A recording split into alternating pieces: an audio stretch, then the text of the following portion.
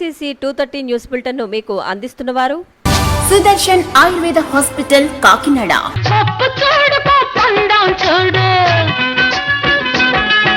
జుట్టున్న అమ్మ ఏ కొప్పు వేసినా అందమే.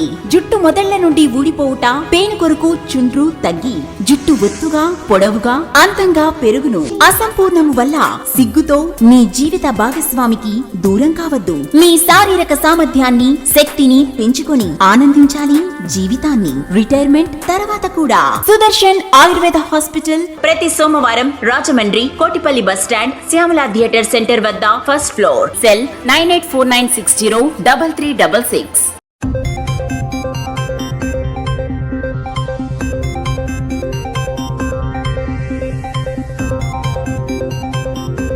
Music Studio.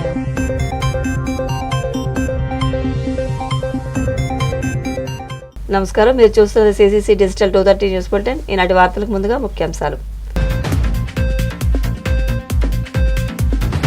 ఆర్జీవీ నోటీసులపై స్పందించిన డిప్యూటీ సీఎం పవన్, పోలీసుల సామర్థ్యంపై ఎలాంటి వ్యాఖ్యలు చేయబోనని స్పష్టం.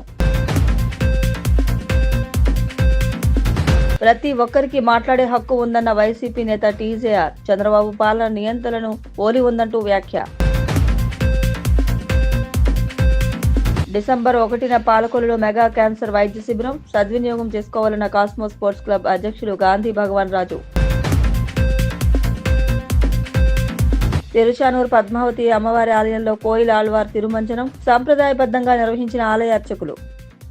ఆర్జీవీతో పాటు పలువురికి నోటీసులు ఇచ్చినా విచారణకు రాకపోవడంపై ఇప్పుడే తాను స్పందించనని ఢిల్లీ వేదికగా మీడియాతో పవన్ కళ్యాణ్ పేర్కొన్నారు. ఆర్జీవీతో పాటు పలువురికి నోటీసులు ఇచ్చినా విచారణకు రాకపోవడంపై ఇప్పుడే తాను స్పందించనని ఢిల్లీ వేదికగా మీడియాతో పవన్ కళ్యాణ్ పేర్కొన్నారు.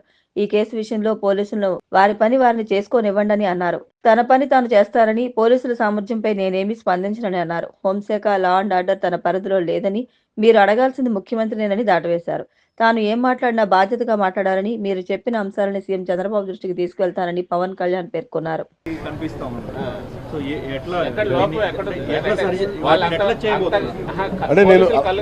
అంటే నేను ఒకటి లా అండ్ ఆర్డర్ హోమ్ నేను చేయట్లేదు. సో మీరు ఇది అడగాల్సింది మీరు ముఖ్యమంత్రి గారిని అడగాలి. కరెక్టే. అలాగే ఇప్పుడు నేను పంచాయతీరాజ్ గురించి అడిగితే నేను చెప్పగలను. కొన్ని ఇది మా ఇంటర్నల్గా ఏం జరుగుతుందో ఒకసారి మీరు చెప్పినవన్నీ ఖచ్చితంగా నేనే దాన్ని తప్పించుకోవట్లేదు కదా, కానీ ఒక మాట చెప్పేటప్పుడు కొంచెం బాధ్యతగా చెప్పాలన్నది. సో మీరు మా మీడియా మిత్రులు అడిగారు ఢిల్లీలో, ఇవన్నీ నేను ముఖ్యమంత్రి గారి దృష్టికిను హోంమంత్రి గారి దృష్టికి తీసుకెళ్తాను. ఏం చెప్పంటారు చెప్పండి, మీ మాటకు నేను తీసుకెళ్తానని. అంటే మిమ్మల్ని అంత ఇబ్బంది పెట్టినప్పుడు, అంత ధైర్యంగా ఆంధ్ర పోలీసు ఉన్నప్పుడు ఈరోజు ఆంధ్ర పోలీసు ఎందుకు తట్టుపాయిస్తున్నారు అడగాలి. ప్రతి ఒక్కరికి మాట్లాడే హక్కును రాజ్యాంగం కల్పించిందని మాజీ ఎమ్మెల్యే వైసీపీ నేత టీజీఆర్ సుధాకర్ పేర్కొన్నారు. ప్రతి ఒక్కరికి మాట్లాడే హక్కును రాజ్యాంగం కల్పించిందని మాజీ ఎమ్మెల్యే వైసీపీ నేత టీజీఆర్ సుధాకర్ పేర్కొన్నారు. తాడేపల్లిలోని వైసీపీ కేంద్ర కార్యాలయంలో ఆయన మీడియాతో మాట్లాడుతూ, నియంత్రణ పాలనకు చంద్రబాబు పాలనకు దగ్గర పోలికలు ఉన్నాయంటూ ధ్వజమెత్తారు. అంబేద్కర్ రూపొందించిన రాజ్యాంగాన్ని చంద్రబాబు అమలు చేస్తున్నారా అంటూ ఆశ్చర్యం వ్యక్తం చేశారు. ప్రజల హక్కులను కాలరాస్తూ రెడ్ బుక్ రాజ్యాంగాన్ని అమలు చేస్తున్నారని అన్నారు. ఒక మహానుభావుడిగా, ఒక దార్శనికుడుగా, ఒక రాజకీయవేత్తగా, ఒక మేధావిగా ఇతర దేశాల్లో వారి విగ్రహాన్ని పెట్టించేంత గౌరవాన్ని సంపాదించుకున్న అంబేద్కర్ గారి యొక్క స్ఫూర్తి మనం ఎంతవరకు ఈ రోజున ఈ రాష్ట్రంలో అమలు పరుస్తున్నాం, ఈ దేశంలో అమలు పరుస్తున్నాం. కుల మత వర్ణ వ్యవస్థలకు వ్యతిరేకంగా మన రాజ్యాంగం ఉంటే ఇప్పటికీ కులం పేరుతో, మతం పేరుతో, ప్రాంతం పేరుతో ప్రజలను హింస పెడుతున్న రాజ్యాధికారంలో ఉన్న ప్రతి ఒక్కరూ కళ్లు తెరవమని చెప్పి మనం చేస్తున్నాం. ఈ రోజున చంద్రబాబు నాయుడు గారి ఆధ్వర్యంలో ఆంధ్ర రాష్ట్ర ప్రభుత్వము రాజ్యాంగ దినోత్సవాన్ని జరుపుకున్నంత మాత్రాన మీరు ప్రజాస్వామ్యాన్ని పరిరక్షించినట్టు కాదు. ఓ పక్కనేమో ప్రజలచే ఎన్నుకోబడిన మీరు అనగా మీ ప్రభుత్వం, మీ కూటమి ప్రభుత్వం ప్రజల యొక్క జీవన విధానానికి, ప్రజల యొక్క ప్రాథమిక హక్కులైన మాట్లాడే హక్కుని అనగా వాక్ స్వాతంత్ర్యాన్ని, జీవించే హక్కుని లేదా భావ ప్రకటనా స్వేచ్ఛని మీరు ఉక్కు పాదం పెట్టి ఈ రోజున ఈ రాష్ట్రంలో అణగదొక్కుతూ, ఒక ముఖ్యమంత్రి స్థాయిలో ఉన్న మీరు రాజ్యాంగ దినోత్సవాన్ని జరుపుకునే హక్కు మీకు ఎక్కడుంది చంద్రబాబు నాయుడు గారు అని చెప్పి అడుగుతున్నాం. భారత రాజ్యాంగం ప్రకారం నడపాల్సిన మన ప్రభుత్వాన్ని రెడ్ బుక్ రాజ్యాంగంలోకి మార్చి ఏ మాత్రం సిగ్గు లేకుండా, ఏ మాత్రం బిడియం లేకుండా, ఒక్క అణువంతైనా కూడా ప్రజాస్వామ్య స్ఫూర్తిని ప్రదర్శించకుండా నేను రెడ్ బుక్ రాజ్యాంగాన్ని రాష్ట్రంలో అమలు పరుస్తాను, మీకు చేతనైంది చేసుకోండి అని ప్రకటించిన మొట్టమొదటి ప్రజాస్వామ్య నాయకులు మీరే. అక్రమ కేసులు నువ్వు పెట్టలేకపోతే నువ్వు దిగిపోమని ఒక దళిత హోంమంత్రికి చెంది కూడా మీరే. అంటే దళిత హోంమంత్రి గారైన మా ఆడబిడ్డని నీకు చేత కావటం లేదు, నువ్వు ఎదురు పార్టీని భయపెట్టలేకపోతున్నావు, నువ్వు దిగిపోతే నేను ఎక్కుతాను, నేనైతే బాగా బ్రహ్మాండంగా కేసులు పెడతాను, నీ చేత కావట్లేదని ప్రకటించి కూడా నేను అత్యున్నతమైన ఉప ముఖ్యమంత్రి స్థానంలో కూర్చోగలుగుతానని చెప్పగలిగిన కూటమి నాయకులు మీరు. ఈ రోజున ఈ రాజ్యాంగ పరిరక్షణ దినోత్సవాన్ని జరుపుకునే నైతిక హక్కు ఈ కూటమి ప్రభుత్వానికి ఎక్కడుందని చెప్పి అడుగుతున్నాం. సోషల్ మీడియాలో అమాయకులైన బిడ్డలను, యువకులను, యువతులను భావ ప్రకటనను ప్రకటించినటువంటి స్వేచ్ఛ ఇచ్చినటువంటి ఈ రాజ్యాంగంలో మాట్లాడే హక్కు ఉన్న ఈ రాజ్యంలో వారు ఉద్వేగభరితంగా పెట్టిన పోస్టులను మీరు తప్పుబట్టి అక్రమ కేసులు బనాయించి ఒకటి రెండు కాదండి, ఒక్కొక్కరిపైన 10 నుంచి 15 కేసులు బనాయించి రాజ్యాంగానికి తూట్లు పొడిచిన చంద్రబాబు నాయుడు గారికి ఈ రోజున రాజ్యాంగ దినోత్సవాన్ని జరుపుకునే నైతిక హక్కు ఎక్కడుంది అని చెప్పి అడుగుతున్నాం. కూటమి ప్రభుత్వం ఫీజు రియంబర్స్మెంట్ చెల్లించకుండా విద్యార్థుల జీవితాలతో చెలగాటమాడుతోందని వైఎస్ఆర్సీపీ మాజీ ఎమ్మెల్యే వై విశ్వేశ్వరరెడ్డి మండిపడ్డారు. కూటమి ప్రభుత్వం అధికారంలోకి వచ్చి 6 నెలలు కావస్తుంది. రాష్ట్రంలో లక్షలాది మంది విద్యార్థులు, వారి తల్లిదండ్రులు తీవ్ర ఆందోళనలో ఉన్నారు. కూటమి ప్రభుత్వం ఫీజు రియంబర్స్మెంట్ చెల్లించకుండా విద్యార్థుల జీవితాలతో చెలగాటమాడుతోందని వైఎస్ఆర్సీపీ మాజీ ఎమ్మెల్యే వై విశ్వేశ్వరరెడ్డి మండిపడ్డారు. కోర్సులు పూర్తి చేసుకున్న విద్యార్థులకు కాలేజీల యాజమాన్యాలు సర్టిఫికెట్స్ ఇవ్వడం లేదని అనేక ఫిర్యాదులు వస్తున్నాయి. ప్రభుత్వం వెంటనే బకాయిలు చెల్లించాలని డిమాండ్ చేశారు. అనంతపురంలో బుధవారం విశ్వేశ్వరరెడ్డి మీడియాతో మాట్లాడారు. విద్యాశాఖ మంత్రి నారా లోకేష్ వాస్తవాలు తెలుసుకోకుండా ఎదురుదాడి చేస్తున్నాడు. ప్రభుత్వానికి విద్య పట్ల ఎందుకంత నిర్లక్ష్యం?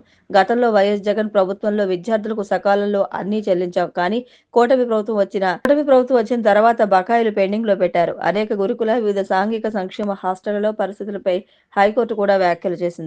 విద్యార్థులకు అవసరమైనది ఏదీ కూడా ఇవ్వడం లేదు. జగన్ పాలనలో విద్యారంగంపై ప్రత్యేక శ్రద్ధ పెట్టారు. 73,000 కోట్లు 5 ఏళ్లలో విద్యారంగాన్ని ఖర్చు పెట్టారు. రుచికరమైన మెనూ ఇవ్వడం వల్ల పేద, మైనారిటీ, బలహీన వర్గాల పిల్లలకు చక్కటి నాణ్యమైన భోజనం అందింది.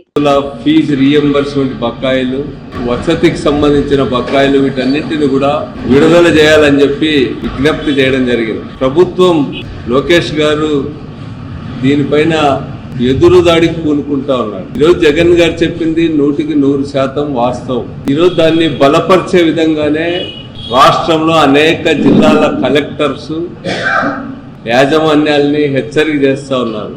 వాళ్ళ కాలేజెస్ ని బ్లాక్ లిస్ట్ లో పెట్టాల్సి వస్తుందని చెప్పి, ప్రాక్టికల్స్ అలౌ చేయకపోయినా, లేకపోతే క్లాసెస్ అలౌ చేయకపోయినా, వాళ్ళ సర్టిఫికెట్స్ ఇవ్వకపోయినా కఠిన చర్యలు తీసుకుంటామని చెప్పి ఈరోజు కలెక్టర్స్ వీళ్ళందరూ కూడా యాజమాన్యాల మీటింగ్స్ వేసి వాళ్ళకి హెచ్చరికలు చేస్తా ఉన్నారు. రాష్ట్ర ప్రభుత్వం కూడా కలెక్టర్స్ కి ఈ మేరకు డైరెక్షన్స్ కూడా పంపడం జరిగింది. ఇది వాస్తవం కాబట్టే రాష్ట్ర ప్రభుత్వం కానీ లేకపోతే కలెక్టర్స్ కానీ వీళ్ళు స్పందించాల్సి వస్తా ఉంది. మరి ఎందుకు ఇంత జాప్యం చేసింది ఈ ప్రభుత్వం? ఈ ప్రభుత్వం పైన, ఈ ప్రభుత్వానికి ఎడ్యుకేషన్ పట్ల ఎంత నిర్లక్ష్యం ఉందనేటువంటిది దీనివల్ల అర్థమవుతుంది. జగన్మోహన్ రెడ్డి గారు ముఖ్యమంత్రిగా ఉన్నన్ని రోజులు కూడా విద్యా దీవెన, వసతి దీవెన కింద దాదాపు 18,000 కోట్ల రూపాయలకు పైగా ఇవ్వడం జరిగింది. ప్రతి 3 నెలలకు ఒకసారి క్రమం తప్పకుండా గతంలో జగన్ గారి ప్రభుత్వం విద్యార్థులకు వసతి దీవెన, విద్యా దీవెన ఇవన్నీ కూడా ఇవ్వడం జరిగింది. ఒక ఎలక్షన్స్ ముందు మాత్రమే తెలుగుదేశం పార్టీ ఎన్నికల కమిషన్ కంప్లైంట్ చేయడం వల్ల అప్పుడు ఇవ్వలేకపోయినాం. మరి ఎలక్షన్ కమిషన్ కంప్లైంట్ చేసిన తెలుగుదేశం ప్రభుత్వ పార్టీ తాను అధికారంలోకి వచ్చిన తర్వాత ఆ రోజు నుంచి ఈ రోజు వరకు కూడా బకాయిలు ఇవ్వడం జరగల. మరి ఇవే కాకుండా మొన్ననే హైకోర్టు కూడా తీవ్రమైనటువంటి వ్యాఖ్యలు చేసింది. సాంఘిక సంక్షేమ హాస్టల్లో, గురుకుల హాస్టల్స్ లో భద్రత సరిగా లేదని, భయంకరమైన పరిస్థితులు నెలకొన్నాయని చెప్పి రాష్ట్ర ప్రభుత్వానికి కొన్ని అంశాలతో కూడినటువంటి సూచనలు కూడా చేయడం జరిగింది. హాస్టళ్లలో పరిస్థితులు ఎట్లుంటాయనేటువంటిది ఈరోజు అర్థమవుతుంది. కాలేజెస్ ఓపెన్ చేసి ఇన్ని నెలలు కావస్తున్నా కూడా మెస్ ఛార్జీలు, కాస్మెటిక్ ఛార్జీస్ అన్ని కూడా 5 నెలలుగా ₹1 కూడా విడుదల చేయకుండా ఈ ప్రభుత్వం బకాయిలు పెట్టింది. ఈరోజు స్పష్టంగా తేడా కనిపిస్తా ఉంది. జగన్మోహన్ రెడ్డి గారు ముఖ్యమంత్రిగా ఉన్నప్పుడు విద్యారంగం పైన అత్యంత శ్రద్ధ తీసుకున్నారు. 73,000 కోట్ల రూపాయలు రాష్ట్రంలో 5 సంవత్సరాల్లో ఖర్చు పెట్టడం జరిగింది. ఒక కన్సర్న్ స్పష్టంగా కనిపిస్తుంది విద్యార్థుల పట్ల, పర్టికులర్ గా పేద విద్యార్థుల పట్ల, గిరిజన విద్యార్థులు, ఎస్సీ బీసీ విద్యార్థులు వాళ్ళ భోజనాల పట్ల, వాళ్ళ చదువు విషయంలో, వాళ్లకు బట్టలు ఇవ్వడంలో కానీ, వాళ్ళకు బుక్స్ ఇవ్వడంలో కానీ, వాళ్ళకు బ్యాగ్స్ ఇవ్వడంలో కానీ అన్నింటిలో కూడా జగన్మోహన్ రెడ్డి గారి ప్రభుత్వం అత్యంత శ్రద్ధ తీసుకుందనేటువంటిది మనం అనుభవంతోనే చూసినాం. ఈరోజు జగన్మోహన్ రెడ్డి గారి పట్ల ఉన్నటువంటి వ్యతిరేకతతో ఈ ప్రభుత్వం కంటిన్యూ చేయడానికి ఇష్టపడ్డాం. క్యాన్సర్ గురించి ప్రతి ఒక్కరూ అవగాహన పెంచుకోవాలని కాస్మో స్పోర్ట్స్ క్లబ్ అధ్యక్షులు గొట్టిముక్కల గాంధీ భగవాన్ రాజు పేర్కొన్నారు. క్యాన్సర్ గురించి ప్రతి ఒక్కరూ అవగాహన పెంచుకోవాలని కాస్మో స్పోర్ట్స్ క్లబ్ అధ్యక్షులు గొట్టిముక్కల గాంధీ భగవాన్ రాజు పేర్కొన్నారు. ఈ మేరకు ఆయన మాట్లాడుతూ డిసెంబర్ 1వ తేదీన పాలకొల్లు క్షత్రియ కళ్యాణ మండపంలో మెగా క్యాన్సర్ వైద్య శిబిరం ఏర్పాటు చేసినట్టు తెలిపారు. పాలకొల్లు నియోజకవర్గ వ్యాప్తంగా ఇప్పటి వరకు అనేక మంది పేద మహిళలు రొమ్ము, గర్భాశయ క్యాన్సర్ బారిన పడినట్టు తెలిపారు. ఈ వైద్య శిబిరాన్ని ప్రతి ఒక్కరూ సద్వినియోగం చేసుకోవాలని కోరారు. ఈ సమావేశంలో డాక్టర్ KSPN వర్మ, DTDC బాబు, చెరుకూరు సూరిబాబు, అల్లూరు వంశీకృష్ణ, సత్యనారాయణ రాజు తదితరులు పాల్గొన్నారు. అనేక రకాల 24 సంవత్సరాల నుంచి అనేక నేషనల్ టోర్నమెంట్లు, స్టేట్ టోర్నమెంట్లు, అలాగే ఎంతో మంది విద్యార్థుల్ని ఇవాళ నేషనల్ స్థాయికి తీసుకెళ్లిన ఘనత కాస్మోకు ఉంది.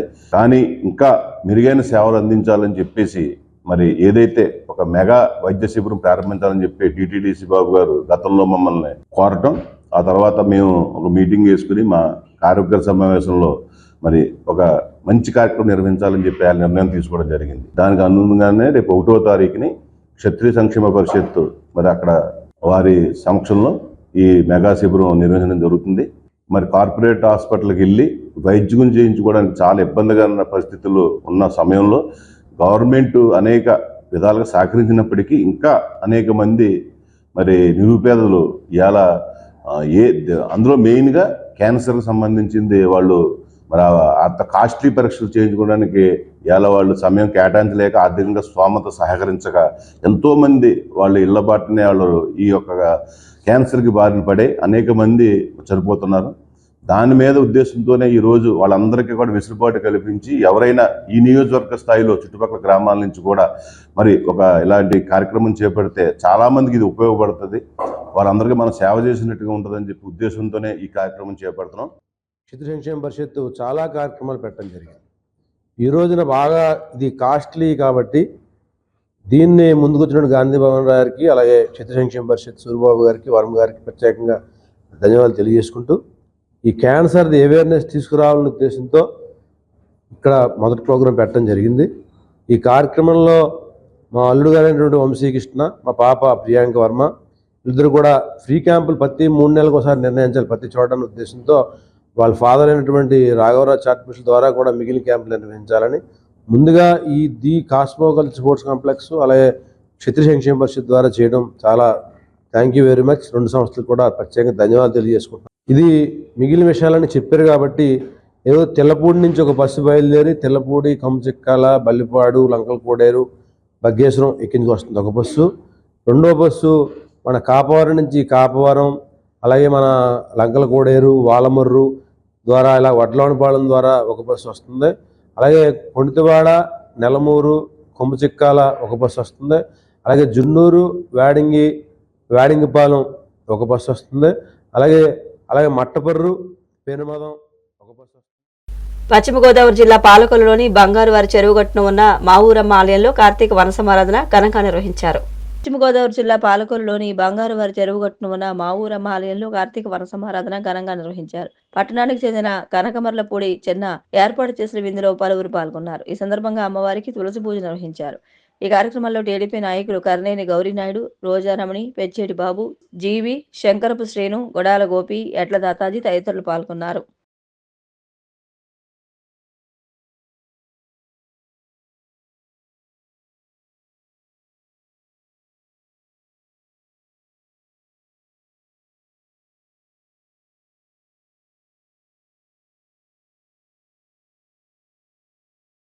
కార్తీక మాసం సందర్భంగా వాటంతా కలిపి ఒక కుటుంబంలా ఉండాలని చెప్పని కనమర్లపూడి చిన్న మన బంగారు చెరువుగట్టు క్యాటరింగ్ చేస్తాడు.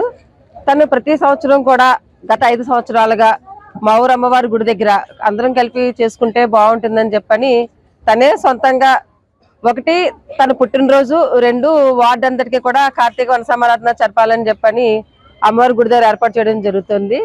మా ఊరమ్మ తల్లి అంటే బాగా సత్యమైన తల్లి. మా ఊరమ్మ తల్లికి జంతు బలులు కానీ అలాగే మాంసాహారం కానీ నైవేద్యాలు ఉండవు. సలిబిడి పానకాలతోనే అమ్మవారికి అందరూ పూజించుకోవడం జరుగుతుంది. ఎప్పుడూ కూడా ప్రజల యొక్క క్షేమాన్ని అలాగే ప్రజల యొక్క కష్ట సుఖాలని కూడా కోరిన వెంటనే కోరికలు తెచ్చే కొంగు బంగారే అయిన మా ఊరమ్మ తల్లి ఆశీస్సులు అందరికీ ఉండాలని కలిసి ఉన్నటువంటి అమ్మలుగారి అమ్మ శ్రీ మావురమ్మవారి యొక్క గుడి వద్ద కార్తీక మాస సందర్భంగా ఈ పర్వదినం రోజున మరి అమ్మవారికి విశేషమైనటువంటి పూజలు చేసి ఈ కార్తీక మాస సందర్భంగా ఇక్కడ ఉండేటటువంటి చుట్టుపక్కల ప్రాంతాల వారి అందరికీ కూడా మరి వన సమారాధన లాగా అమ్మవారి గుడి దగ్గర సమారాధన ఏర్పాటు చేసినటువంటి మరి కనమర్లపూడి చిన్న దంపతులు.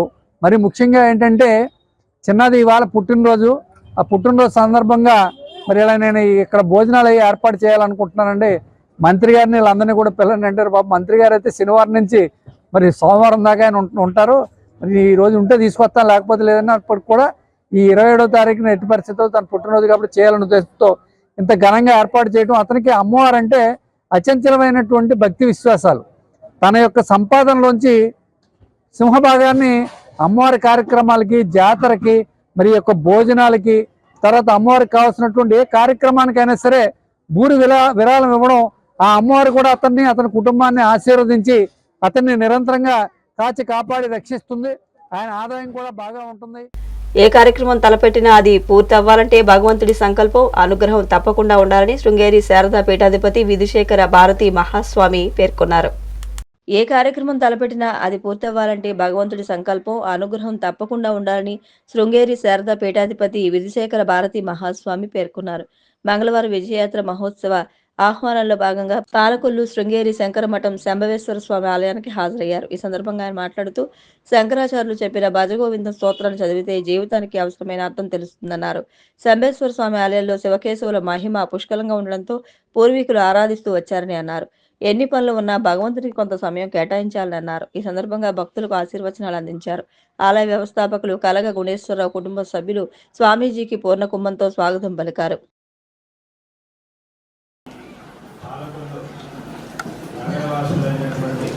ఆస్తిక మహాజనులందరికీ విశేషంగా శ్రద్ధాకేంద్రంగా విరాజమానమవుతున్నటువంటి ఈ శంభేశ్వర స్వామి దేవస్థానంలో ఈ దేవస్థానానికి ఇంతకు పూర్వం మా గురువరేణ్యులు 2013 సంవత్సరంలో ఇక్కడికి విచ్చేసి ఈ పాలకొల్లు పట్టణంలో ఒకరోజు ఉండి మీ అందరికీ కూడా విశేషంగా ఆశీర్వాదాలు చేశారు.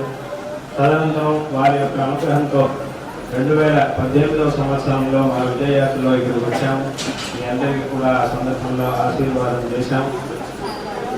ఇక్కడ ఆ భగవంతుడి యొక్క సాన్నిధ్యం, శివ సాన్నిధ్యం, అదేవిధంగా విష్ణు సాన్నిధ్యం, ఈ రెండూ కూడా ఈ క్షేత్రంలో, ఈ దేవస్థానంలో విరాజమానమై ఉన్నాయి.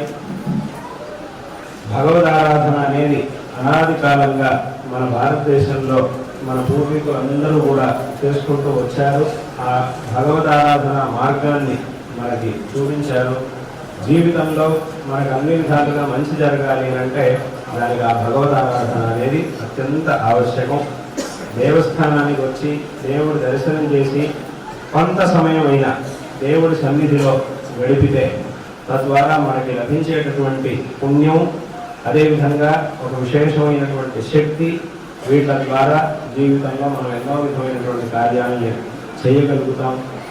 ఇక్కడ మన యొక్క శక్తి అనేది ఒకటి ఉన్నది. అయితే దీనికి ఆ భగవద్ అనుగ్రహం అనేటటువంటి ఒక శక్తి కలిస్తే మాత్రమే ఏదైనా ఒక కార్యం జరగడానికి సాధ్యమవుతుంది.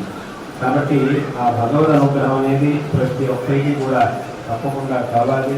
తద్వారా ఈ దేవస్థానానికి వచ్చి భగవద్ అనుగ్రహం పొందాలి అనేటటువంటి విషయాన్ని ఈ సందర్భంలో తెలియజేస్తూ, నీటి సంఘాల ఎన్నిక ప్రక్రియపై అధికారులంతా సంపూర్ణ అవగాహన కలిగి ఉండాలని ఏలూరు జిల్లా Bhimadole minor irrigation AE Lazar Babu పేర్కొన్నారు. నీటి సంఘాల ఎన్నిక ప్రక్రియపై అధికారులంతా సంపూర్ణ అవగాహన కలిగి ఉండాలని ఏలూరు జిల్లా Bhimadole minor irrigation AE Lazar Babu పేర్కొన్నారు. డిసెంబర్ 8వ తేదీన జరగనున్న నీటి సంఘాల ఎన్నికల నిర్వహణ ప్రక్రియలో భాగస్వామ్యమయ్యే ఎన్నికల ఈఓ, ఏఈఓ, పీఓ, ఏపీఓలకు బుధవారం భీమడోలు మండల పరిషత్ కార్యాలయంలో ఒకరోజు శిక్షణా సదస్సు నిర్వహించారు. కార్యక్రమంలో మాస్టర్ ట్రైనర్లు జరీన్, జగదీష్ వివిధ అంశాలపై అవగాహన కల్పించారు. భీమడోలు మండల పరిధిలో మొత్తం 11 నీటి సంఘాలకు డిసెంబర్ 8న ఎన్నిక ప్రక్రియ ప్రత్యక్షంగా జరుగుతుందన్నారు. సాధారణ ఎన్నికలకు భిన్నంగా ఏకగ్రీవం లేదా చేతులెత్తే పద్ధతి ద్వారా ఈ ఎన్నిక ప్రక్రియ ఉంటుందన్నారు.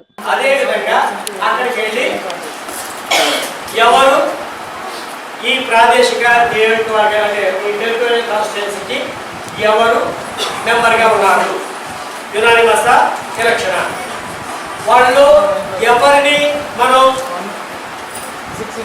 ఇంక్లూడ్ చేయాలి, ఎవరు దానికి ఓటింగ్ చేయడానికి అర్హులు అనే దాన్ని నిర్ణయించడం, వాళ్ళ పేరు రాసుకొని రావడం. ఆయన గవర్నమెంట్ ఎంప్లాయ్ కానీ పోటీ చేయడానికి కానీ అర్హత లేదు. అంటే ప్రభుత్వ ఉద్యోగికి ఇందులో అర్హత లేదు. ఇందులో ఈ యూఏలో డబ్ల్యూలో వాటర్ అసోసియేషన్లో అతనికి మెంబర్షిప్ ఉన్నప్పటికీ కూడా వాటర్ కాకూడదు. నాలుగోది, నాట్ ఓన్లీ గవర్నమెంట్ ఎంప్లాయ్, చట్టంలో ఏ పదవి కూడా అతను అలంకరించి ఉండకూడదు.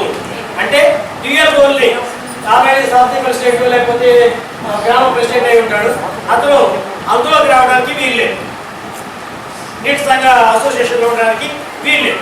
సో అంటే ఏ వ్యక్తి అయినా సరే 2 పదవులు అలంకరించకూడదు అనే దాన్ని మనం క్రైటీరియా చూసుకోవాలి. ఐదోది, క్రిమినల్ చట్టాల ప్రకారము అతను దోషి అయి ఉండకూడదు. అంటే అతని మీద ఏ కేసులు ఉండకూడదు. క్లియర్గా చూసుకోండి. నెక్స్ట్, గతంలో ఎప్పుడైనా తన మెంబర్గా ఉన్నప్పుడు అసోసియేషన్ కట్టవలసినటువంటి సొమ్ము ఎగవేసిన వాడై ఉండకూడదు. అవి కూడా వాడిని ఆల్రెడీ డిలీట్ చేసేస్తున్నాయి. మీరే కంగారు, వీళ్ళు ఒక్కసారి మనం అనుకున్న విధంగా అనుకోకుండా పోయినప్పటికీ వాడు మధ్యలోకి ఇంక్లూడ్ అయిపోతారు. తన భర్త ఇంటూరి రవికిరణ్పై కూటమి ప్రభుత్వం అక్రమ కేసులు పెట్టిస్తోందని ఆయన భార్య సుజన ఆవేదన వ్యక్తం చేశారు. తన భర్త ఇంటూరి రవికిరణ్పై కూటమి ప్రభుత్వం అక్రమ కేసులు పెట్టిస్తోందని ఆయన భార్య సుజన ఆవేదన వ్యక్తం చేశారు. బుధవారం ఆమె విశాఖ ప్రెస్ క్లబ్ లో మీడియా సమావేశంలో మాట్లాడుతూ తప్పుడు కేసులు ఎందుకు పెడుతున్నారో తెలియడం లేదని అన్నారు. కేసుల గురించి అడిగితే పోలీసులు సమాధానం కూడా చెప్పడం లేదన్నారు. ఆయనకు ఏమైనా జరిగితే ఎవరు బాధ్యత వహిస్తారని ప్రశ్నించారు. పోలీసుల నుంచి రవికిరణ్ కు ప్రాణహాని ఉందని ఆరోపించారు. రవికిరణ్ పై 20 కేసులు పెట్టారని, కూటమి ప్రభుత్వం కక్ష సాధింపు చర్యలకు దిగుతోందని సుజన ఆగ్రహం వ్యక్తం చేశారు. ప్రభుత్వమే ఉద్దేశపూర్వకంగా రవికిరణ్ పై కేసులు పెట్టిస్తోందని, టీడీపీ నాయకులతో తప్పుడు ఫిర్యాదులు చేయిస్తోందని సుజన తెలిపారు. కస్టడీలు అని చెప్పి తిప్పుతా ఉన్నారు. రోజుకి 500-600 కిలోమీటర్లు తిరుగుతున్నారండి. అతను నిద్రపోవడానికి టైం కూడా ఇవ్వట్లేదు.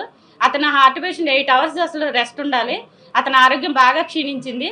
అతను నడవలేని స్థితిలో ఉన్నా కూడా తీసుకెళ్లిపోతున్నారు. అతన్ని టాబ్లెట్స్ కూడా ఇస్తున్నారా లేదా తెలియదండి నాకు. అతను వెళ్తుంటే, మేము జైలుకి వెళ్తుంటే ఎంట్రీ పెట్టుకుంటుంటే అసలు అతను లేడనే చెప్తున్నారు. మాకు ఎంట్రీ క్యాన్సిల్ అయిపోతుంది. పీటీ వారెంట్ లేసి తీసుకెళ్ళిపోయారమ్మంటున్నారు. ఏ స్టేషన్ అంటే చెప్పట్లేదు, ఎక్కడికి తీసుకెళ్లారంటే చెప్పట్లేదు. చాలా ఇబ్బంది పెడుతున్నారండి నన్ను, నా పిల్లల్ని, నా కుటుంబాన్ని అంతా చాలా ఇబ్బంది పెడుతున్నారు. అతను ఎక్కడ ఉంటున్నాడో తెలియట్లేదు, ఏం చేస్తున్నారో తెలియట్లేదు. ప్రతిరోజు ఇలా తిప్పుతున్నారు. అతని ఆరోగ్యం క్షీణించి అతనికి ఏదైనా అంటే ఎవరిదండి రెస్పాన్సిబిలిటీ? అతని మీద ఎందుకు కేసులు పెట్టారండి? దేని వల్ల కేసులు పెట్టారు? అవన్నీ చూపించండి నాకు. సోషల్ మీడియా అంటే పోస్టులు పెడతారండి. మార్పింగ్ ఏమైనా చేశారా? అసభ్యకరంగా, అశ్లీలంగా ఏమన్నా ఉన్నాయా పోస్టుల్లో? ఒకసారి చూపియండి, ఎందుకు పెడుతున్నారు ఇన్ని సెక్షన్లు ఎందుకు పెడుతున్నారు అతని మీద? ఏమండి తీసుకెళ్తున్నారు, ఇప్పుడు పొద్దున్న తీసుకెళ్తున్నారు, రాత్రి ఏ టైంకి ఇస్తున్నారో తెలియట్లేదు. ఇంటి దగ్గర నుంచి అరెస్ట్ చేస్తుంటే నేను ఫాలో అవుతున్నాను, అందుకని నన్ను కట్ చేశారు, జైల్లో పెడుతున్నారు. జైల్లో అయినా ఉంచుతున్నారా? జైలు నుంచి తీసుకెళ్తున్నారు. ఎప్పుడు తీసుకెళ్తున్నారో అర్ధరాత్రి లేదు, సండే లేదు, ఎప్పుడు తీసుకెళ్తున్నారో తెలియదు, ఎప్పుడు తీసుకొస్తున్నారో తెలియదు. అతను అక్కడ ఉన్నాడని మనం వెళ్ళి ములాఖత్ పెట్టుకుంటే అక్కడ లేడమ్మా, పీటీ వారెంట్ మీద తీసుకెళ్లారు, ఎక్కడే తీసుకెళ్లారు మాకు తెలీదు, ఇట్లనే చెప్తున్నారు. జైల్లో కూడా మాకేం చెప్పట్లేదండి. అక్కడికి వెళ్ళి అడుగుతుంటే కూడా మనిషి ఉండట్లేదు, మమ్మల్ని కలవనివ్వట్లేదు అసలు ఆయన్ని. మొత్తం పోలీస్ వ్యవస్థ అంతా ఈ వైసీపీ సోషల్ మీడియా కార్యకర్తల కోసమే పనిచేస్తున్నారు. వీళ్ళు పోస్టులు ఏవేవో చూపిస్తున్నారండి, అక్కడ మార్పింగ్ అంటున్నారు, అశ్లీలత అంటున్నారు. మరి టీడీపీ అని ఏదో పేజీ ఉంది వీళ్ళది, మరి వాళ్ళ దాంట్లో ఏం అసభ్యంగా ఉన్నాయి కదండి, వాళ్ళు మేము పెట్టచ్చా కేసులు? గత ప్రభుత్వం పెట్టింది నాకు తెలియదండి. నేను అసలు ఇలా మీడియాలో నేను ఎప్పుడు రాలేదు.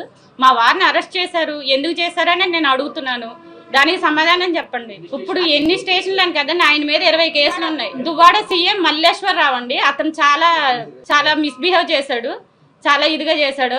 రాజమండ్రి సిఐ బాజీలాల్, అతను కూడా అంటే వాళ్ళు గవర్నమెంట్ లో పనిచేస్తున్నారో టీడీపీకి చొక్కాలు వేసుకుని పనిచేస్తున్నారో నాకు తెలియదు. వాళ్ళు మొత్తానికి టీడీపీ వాళ్ళు ఏదైతే చెప్తున్నారో అదే చేస్తున్నారు. కొట్టడం అంటే ఆయనకి కాలు ఇన్ఫెక్షన్ అయిందండి, అతనికి రాడ్స్ వేసారు, యాక్సిడెంట్ అయింది. ఆ ఇన్ఫెక్షన్ వేసిన దాని దగ్గర మొన్న సిఐ తోసేస్తే అతనికి చీమ్ పట్టేసింది కాలు. అతను షుగర్ పేషెంట్, హార్ట్ పేషెంట్, ఏం చేస్తున్నారో తెలియట్లేదు. అతను ఇంతవరకు నాకు చూపించలేదండి, పర్సనల్ గా తీసుకుంటున్నారండి. రవికిరణ్ పోస్టులు ఏం పెడుతున్నారు అంటే అతను సెటరికల్ గా పెడతాడు, వాళ్ళకి కోపం వస్తుందేమో, ప్రశ్నించినందుకు కోపం వస్తుంది. అతను అడిగే ప్రశ్నలు వాళ్ళకి ఇబ్బందిగా ఉన్నాయేమో, అతను ప్రశ్నించకుండా అతను నోరు నొక్కేశారు. గత ప్రభుత్వాన్ని కాదండి, మేము 13 ఏళ్ళ నుంచి ప్రభుత్వంలోనే ఉన్నాం, వైసీపీలోనే ఉన్నాము, వైసీపీలోనే పనిచేస్తున్నాము. న్యాయం చేయండి నాకు. అతని మీద అసలు ఏం కేసులు పెడుతున్నారో చెప్పండి, దేనికి పెడుతున్నారో చెప్పండి. ఎఫ్ఐఆర్ కాపీలు అవన్నీ నాకు చూపియండి, దేనికి పెడుతున్నారు, ఏ పోస్టులకి ఆయన కేసు పెట్టారో, అసలు ఎవరు పెడుతున్నారు కేసులు ఈయన మీద. అసలు నాకు ఎటువంటి ఇంటిమేషన్ లేదండి. వాళ్ళు అరెస్ట్ చేసినప్పుడు వస్తున్నారు, సంతకం అంటున్నారు, తీసుకెళ్తున్నారు, ఇంటికి వచ్చి మరీ తీసుకెళ్తున్నారు. ప్రజాస్వామ్యంలో ప్రజలకు మాట్లాడే హక్కు లేదండి. తిరుచానూరు పద్మావతి అమ్మవారి ఆలయంలో కోయిల్ ఆళ్వార్ తిరుమంజనం ఘనంగా నిర్వహించారు. తిరుచానూరు పద్మావతి అమ్మవారి ఆలయంలో కోయిల్ ఆళ్వార్ తిరుమంజనం ఘనంగా నిర్వహించారు. ఆలయ అర్చకులు, అధికారులు సంప్రదాయబద్ధంగా పాల్గొని కార్యక్రమాన్ని విజయవంతం చేశారు.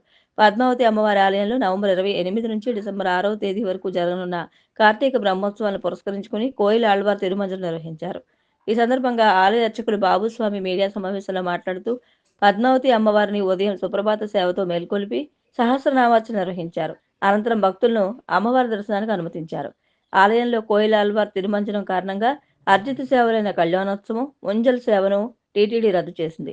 ఈ కార్యక్రమంలో JEO Veerabrahmam, JEO health and education Gautami, deputy EO Govindarajulu, ఆలయ ఆగమ సలహాదారు మణికంఠస్వామి, ఏవీఎస్ఓ సతీష్ కుమార్, ఇన్స్పెక్టర్లు సుభాస్కర్ ప్రసాద్ తదితరులు పాల్గొన్నారు.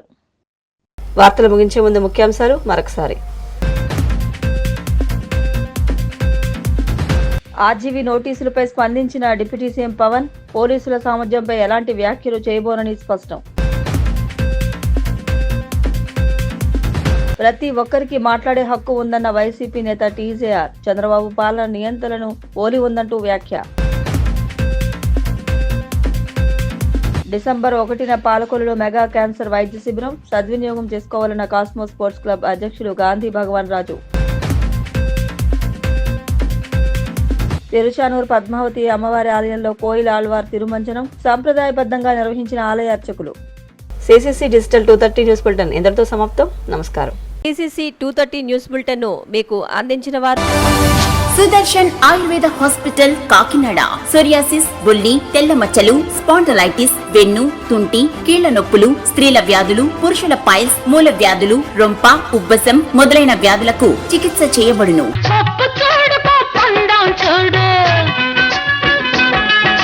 జుట్టున్న అమ్మ ఏ కొప్పు వేసినా అందమే. జుట్టు మొదళ్ల నుండి ఊడిపోవుట, పేను కొరకు చుండ్రు తగ్గి జుట్టు ఒత్తుగా, పొడవుగా, అందంగా పెరుగును. సుదర్శన్ ఆయుర్వేద హాస్పిటల్ ప్రతి సోమవారం Rajahmundry Kotipalli bus stand, Shyamala theatre centre వద్ద ఫస్ట్ ఫ్లోర్. సెల్ 9849603366.